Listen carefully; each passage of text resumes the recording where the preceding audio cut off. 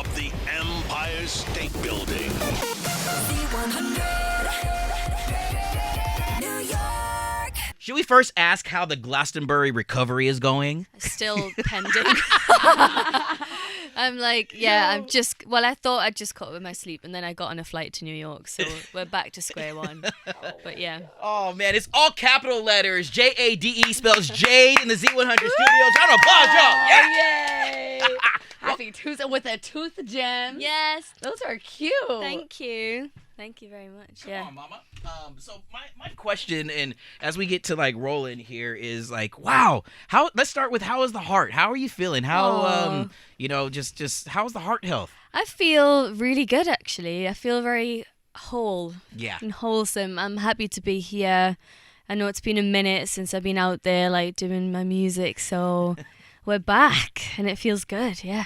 We're so happy to have you back in it because you've been really intentional on going on your own pace. Yes. It feels like everyone else is doing their own thing, but why did you decide that now is the perfect time for you to release your debut single? I think it was really important for me to just, take my time with it. It's been like nearly 2.5 years since Little Mix, so I did take my time. But I think I needed that time to like evolve as my own artist and realize who I am, create my own sound, and I just know like now it just felt right. The songs were ready. I'm literally finishing the album like as we speak, so I wanted a lot of the music to be ready, rather than just doing like one song at a time. So as you say that, it's finding yourself, finding your sound, growing and learning who you are. Yeah. How special is it going to be when you see and you feel that kind of energy coming through the speakers of this particular project? I don't know. I'm already like got the heebie-jeebies about it. I don't know. I've got like butterflies just thinking about hearing my own song. Obviously in the band, we were so used to that for so many years, and I loved that music. And this, this is mine. This is my baby. It's, I've been writing about things that are more personal to me. Yeah. So to hear that like on the radio will be very bizarre. It's gonna happen. I know. What was going through your head when you decided to sit down with these amazing writers in LA that you worked on this single for, and you're like, you know what, this is all me, and I'm gonna put out this first song all on me? Yeah, I think I knew like kind of what I wanted to be writing about. I knew the vibe like musically and production wise. I did a lot of like speed dating producers and writers in LA to like find my new album family. Obviously before we had such a formula with the same kind of writers and producers, so for my own stuff I wanted to challenge myself and push myself to step into new rooms, work with new people. And it's paid off. I've been writing a lot with producers like Circuit or Dave Hamlin, but Mike Sabbath has been like one of the main producers on this record. He did the Ray album. Wow, yeah. We'd written together before like years ago, so it just felt like the right fit. And then Angel of My Dreams I wrote with Pablo Bowman and Steph Jones, who just did Espresso, that song we can't get out of our heads. Easily, for sure. No, I don't want to think about it because I'll go, I'm working late. No, I need to stop. No, So, but to find that compatibility with these producers, with these writers, how important is it to, and it sounds like a stupid question to ask, but how important is it to set the foundation off right that, I mean, this is your debut, this is your thing, it's a matter of like really hitting it off with such names like Jax Jones even, another tooth charm, gangsta out there. But to have like those folks be able to bring the best out of you, but also for you to complement what they do as well. How important is it for it to be the right fit? It's essential, like especially for my own music. It's quite vulnerable, and it is, a slight bit of pressure coming out and doing it on my own. So I had to feel comfortable in those rooms with people. So I was doing the absolute most. Like before a session, I'd be like, "Do you want to meet for a coffee first?" And I was like, "Yeah." So me and Mike Savage just sat in LA like at a cafe together. I'm like, so what's your coffee order, Jade? What are you taking? Like, I'm on decaf at the minute. No, oh my god, don't stop.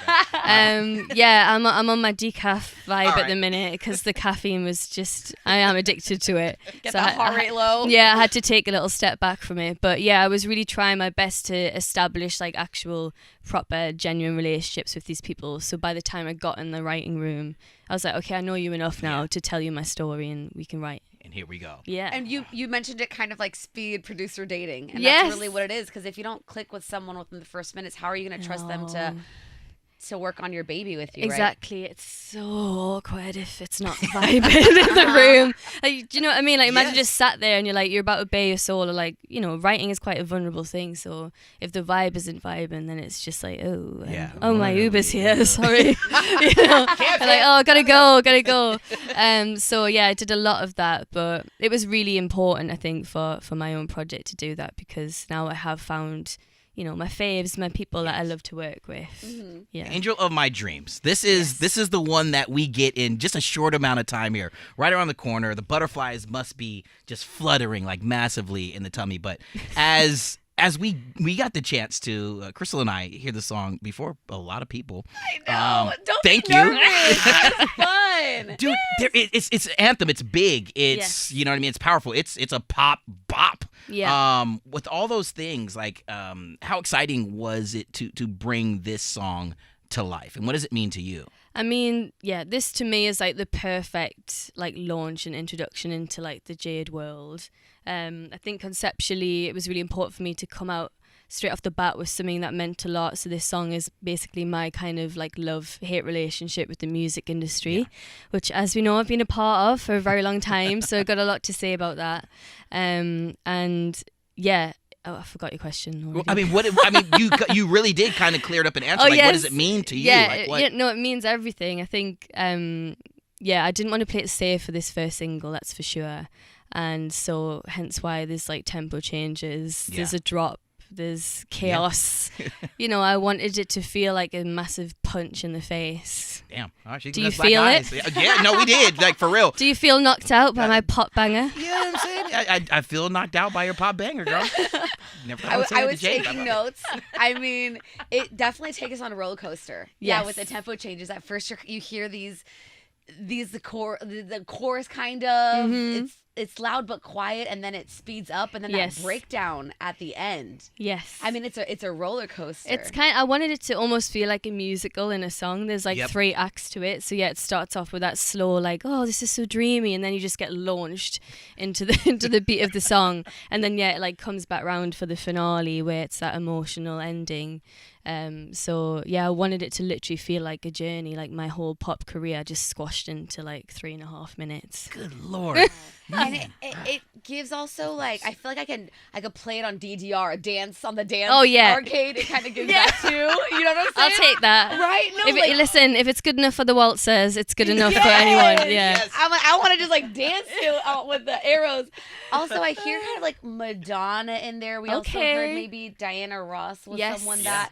How did that come about? I mean, Diana Ross is my like ultimate idol. She is the reason like I got into music. I started singing. I think I literally learned how to sing by just like analyzing her voice. Yeah. So I thought my mum was Diana Ross growing up because she looked like her. So I was convinced that she was, you know, like Hannah Montana, but my mum was like the Diana Ross version. So I really believed in that for so long. So I think this record as a whole, there's a lot of kind of influences of the music that I loved growing up. So we've got a little bit of like Motown like sprinkled in there, but also mixed with like club bangers. Yeah. Like clubland classics, Eurodance. And I love a synth. So it's synth heavy album. Synth heavy. Mm-hmm. Yeah. To explore all of these different sounds, all these different things that make this album you. Mm-hmm. Like, you know, and we talked about it just a bit ago, and you said, you know, obviously there were so many amazing things that you did with the girls, but to be able to rely and trust on where your heart is and to give the world who Jade is now, like that's got to be like the coolest thing to know that it is. All these influences that you've had are coming through. Oh my gosh, it feels so special. And I think I wanted this album, you know, this first single is a taster of it, but I wanted this album to literally sound like I'm finding myself again. I want the fans to feel like they're in on that experiment when they listen to the album, like, oh, I can hear what she's pulled from this song or what she's talking about here. I think that's the vibe for this record, to let everyone in on it and be like, yeah, I have been finding who I am. Gosh. Yeah. And you also said that you wanted the single close to kind of when the album was somewhat together because the little trinkets that people Yes. leave is a little. Why did you decide to go that route? I just think the fans have waited long enough that I We need have to been. Yeah, not even a lie. Come on now. Yeah, so I feel like I have to just constantly feed them now. I've got to be like, do you want another one? Do you want another one? So, you know, we obviously have like a single rollout plan, but at the same time, I really want to just like drop songs as and when I want to, Yeah. leak parts of songs. I constantly give the fans something because, yeah, they've waited a long But again, time. I mean, no pressure or anything like that. You know, it's all in jest here. And we said this in Crystal asked at the top of the conversation. It's like it's so important for you to be at your own pace. Yes. And when things mean the most or are ready for you, it doesn't feel like it's rushed and No. the sound doesn't come out that way as well. So a question that we ask a lot is just proud. How proud are you of the time that you took, the energy that you put forth with this, and and where you are, in your head and heart space now? I'm like genuinely beaming for myself. Like I'm really, really proud of what I've created because, the Little Mix was such a huge thing. Yeah. Like, and I loved every minute of it. Like I absolutely loved being part of that band. So to go from that to what I'm doing now, it was a big challenge to step out of that and be like, okay, you spent the last 11 years of your life where not one decision was just yours. Yeah. And always relying on other people around you and not just being on you. So there was a lot of, I guess, sort of reinventing myself through this process.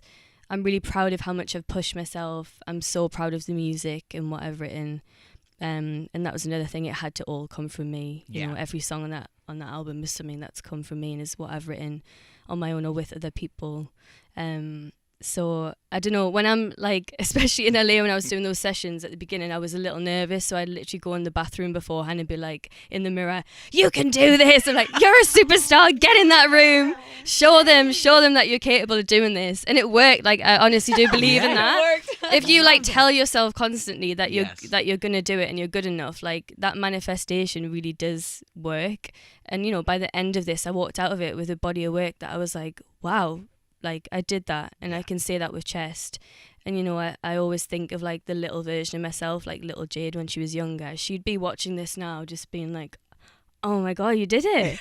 That You know is what I mean? so And that's special. that's what I always go back to. I'm like, I've got to make little Jade proud, and I think she is.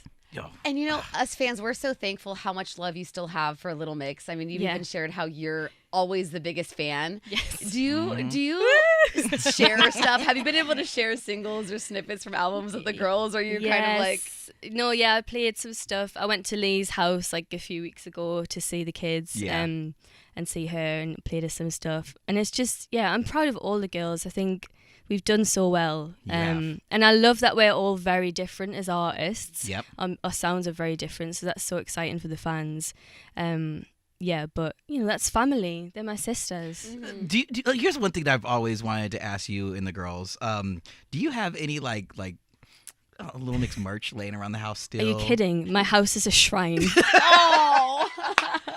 What's your favorite part of merch that you still have? I obviously have like my plaque corridor. Okay. But it's at the back of the house because I don't want to look too big-headed. Walk in and boom, So there when it is. people come to visit, like if they're staying as guests, then they get the full. All the Brit Awards. They get and all they get the corridor of pride. Whoa. But I do like I pepper like the awards into like on the shelves. I put Okay. it with other stuff so it doesn't seem too All right. like. So if I walk in the kitchen like late at night, I'm trying to go and grab like a snack. I'm not gonna bump into You'll like find a Little Mix something. like will there be like a cutout? Life size cutouts. You know what I mean? The cardboard cutouts. I mean, if I could, I would, but I live with my boyfriend and my best friend, and I think they like just rein it in, babe. Like we get it. You were a superstar. I'm like, yeah. But why not? I'm proud of what we achieved, and now I've got to make way for my own stuff. There he goes. So. You know what we also love seeing is that you're so open about your relationship. We see pictures and you live in your best life, and some people like to hide that to the side, but you're proud to say that I'm in love and I found a person that I love. How is that decision? I think I like try and get the balance right. So I think obviously everybody knows who I'm with, and you can't hide it when you're both in the public eye as well anyways. So I try and strike the balance. But yeah, I'm happy. Touch And wood. this is gonna come through the Touch music. wood. Yeah, I know. Let's touch wood. Let's keep it going. But yeah, he's a bit of a theme on the album. I'd say like the main concepts on the record are like my experiences in the industry, being in love, and like friendships, I suppose. But those are the things that are going to send this album and these songs, into the atmosphere because they're so true. They're so unique to who you are. They're vulnerable and they're relatable as well. Not only are they unique to who they are, or, to you, but they're vulnerable, real emotions. And that's what fans and that's what us as consumers are just looking for. Yeah. For you not to, fake the funk. So, you know what I'm saying? And you're not doing that. You never have. No, I think as well, like now more than ever, you're right. The fans they crave authenticity. Like they have to know it's coming from you, whether that is through your music or like social media. So, yeah, it's super important. And that's what I want to say, like as a pop fan myself, when I look at my favorite artists, it's the ones that have like bared their soul a little, but I lapped it up every time. Diana Ross was bearing her soul, damn it. You know what I mean? And we have to say congratulations. You passed your driving test. I passed my driving test. What? Okay, tell us everything. I mean, the first thing I did was get pictured on a double yellow line, so. Oh my gosh. Iconic. Yes, Oh my god. Yeah, I was allowed, to be fair. It's the end of the test, so you're technically not insured to be in the car once you've passed. So it wasn't, I wasn't totally to blame. But yeah, that feels weird. That feels very grown up. I feel like I've had time to do a lot of things in the kind of gap between Little Mix to Jade. Yeah. I've been able to do like the things I never had time to do before, like pass my driving test. I've been doing more like Arabic lessons. I've been walking my dogs more and picking up their crap, like all the things that are all just the beautiful, regular. all the beautiful wholesome things before I begin this again. So yeah. We normally do what we call Maxwell's Totally Possible Pop Quiz, all right? What we want to do here is we want to let you play on behalf of a fan who's rocking with us. Okay. Should we break down the rules on how this goes? And if you pass the pop quiz, we're going to kick down somebody who's listening with some free stuff. The rules are very, very easy. We're going to give you 30 seconds to answer 10 rapid fire questions. But the questions are super, super easy. Super easy. Okay. Matter of fact, Jade, I'm just going to go ahead. I'm going to give you question number 2, okay? Have you ever been to Stonehenge? I've driven past it. Okay, all right. So On there the we go. way, We got the answer to question number 2. Type of That's question, it. so easy. That we got counts, to be honest. If you've seen it, you've been. You know? That's it. Like you don't need to go and like hop out the car or anything, right? No. All right. Okay. But again, we only have 30 seconds, so it's going to go really quick. Yeah. All right. So I'm gonna hold on. I got the questions here. Crystal, you got the time? Oh God, I'm a waffler. I need right. to rein it in. Okay. Here we go. 30 seconds on the clock. And Jade, it's Maxwell's Totally Possible Pop Quiz. The clock starts now. What insect terrifies you? Mosquitoes. Have you ever been to Stonehenge? I've been past it. Name a good place to hide. My house. Who's your favorite singer at the moment? Chapel Roan. Okay. Oh, good choice. Has the Angel of My Dreams video been filmed yet? Yes. Oh, okay. One thing that must be in a proper Sunday roast. Yorkshire pudding. What's the name of your childhood best friend? Rachel. How many tracks are on the album? I don't know yet. Okay. Where do you put your dirty laundry? In the washing basket, obviously. All right. And besides Sporty, name another Spice Girl. Oh, baby! Stop the clock. 30.77. Oh, Technically, you made it, I think. 30 seconds. Wait, let's go back, though. Okay, you need to catch your breath. That was I know intense. That What? was intense. I mean, yeah. It is It's when intense. there's a timer. It really makes me frantic. Okay, first of all, Chapel Roan. Let's talk about Oh, that. I'm obsessed with it. I'm obsessed. God. Yeah. Oh, everything. All of it, huh? Yeah, I What love does it mean him. to you to know that maybe someone like Chapel or other icons that we've talked about in this conversation are fans of yours the same way that you're fans of theirs? I mean, dreamy. Yeah. I mean, I hope Chapel knows who I am. Pretty sure she does. Yeah. Well, yeah. you know, she was just opening up about how it's been so hard for her to just catapult so quickly into Yeah, fame. I get that totally. So, do you have any advice for her? I would just tell her to honestly enjoy it as much as possible, like document everything, and just really live in the moment, because you can get so like it is. It's like a whirlwind. You get so wrapped up in all the drama of it, or like, you know, people are talking about you all the time, and that's quite a lot to comprehend when you first get into the industry. I mean, she's been doing this for time, but I guess you're right. She's suddenly like skyrocketed, and rightly so. But I'm just obsessed. I love everything about her. I love that she does the most, the makeup, the looks. Yeah. You know, the big songs, like, it's just what I crave as a pop fan. So I'm just gonna manifest it. I don't know. She dressed up like the Statue of Liberty at Gov Ball here. Are we talking Big Ben when you go and perform? Or are you gonna dress maybe up like, I've done like it could be a landmark. I did Mr. Bean at Halloween once. I saw that. Yeah. That was intense. Yeah, I think we have a mutual love for fancy dress and just like drag. We have a mutual love for drag, so we could do the damn thing together. Jade, I love you, dude. Mr. Bean was a real turning point in my career. I think so. I think it catapulted even crazier. It for you did. It after went that off over post. here. It went off. Oh my god. He has a lot of fans. Oh dear Lord. Well, here's I the am to thing. please. We're excited for all things you. We are excited for this new journey, for you learning and developing who you are. But you know, most importantly, for you staying true to what your heart feels and being courageous enough to share it with us all. And it's like such a cool thing to see your growth, dude. I mean, we've been buds for a while, so it's just really, really amazing to see this proper smile right here in 2024 Damn it, Tooth gems and all. Tooth gems, the lot. Yes, thank you. Congratulations, and we are just waiting for the album now, okay? Because obviously we have your link on pre-sale. Yes. Congratulations on everything. Thank you for taking the time with us. Thank you. Always got time for you guys. Oh, Thank give you, it up to Jade. All capital letters, y'all. Do not forget it. From the top of the Empire State Building. Z100.